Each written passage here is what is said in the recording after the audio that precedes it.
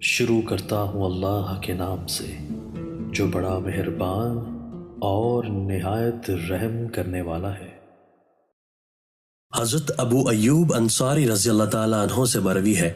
کہ ایک شخص رسول اللہ صلی اللہ علیہ وآلہ وسلم کی خدمت میں حاضر ہوا اور عرض کیا کہ مجھے نصیحت فرمائیے اور مختصراً فرمائیے تاکہ یاد رکھنا آسان ہو۔ آپ نے ارشاد فرمایا کہ ایک بات تو یہ یاد رکھو کہ جب تم نماز کے لیے کھڑے ہو تو اس شخص کی سی نماز پڑھو جو سب کو الوداع کہنے والا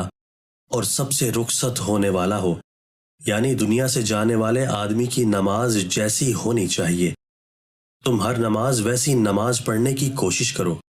اور دوسری بات یہ یاد رکھو کہ ایسی کوئی بات زبان سے نہ نکالو جس کی کل تم کو معذرت اور جواب دہی کرنی پڑے، یعنی بات کرتے وقت ہمیشہ اس کا خیال رکھو کہ ایسی بات منہ سے نہ نکلے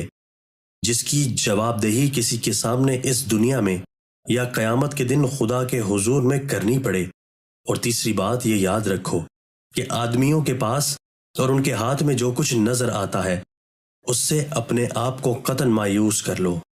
یعنی تمہاری امیدوں اور توجہ کا مرکز صرف رب العالمین ہو اور مخلوق کی طرف سے اپنی امیدوں کو بالکل منقطع کر لو۔ دوستو، اللہ تعالی ہمیں ان احادیث مبارکہ پر عمل کرنے اور اپنی زندگیوں کو سنوارنے کی توفیق عطا فرمائے۔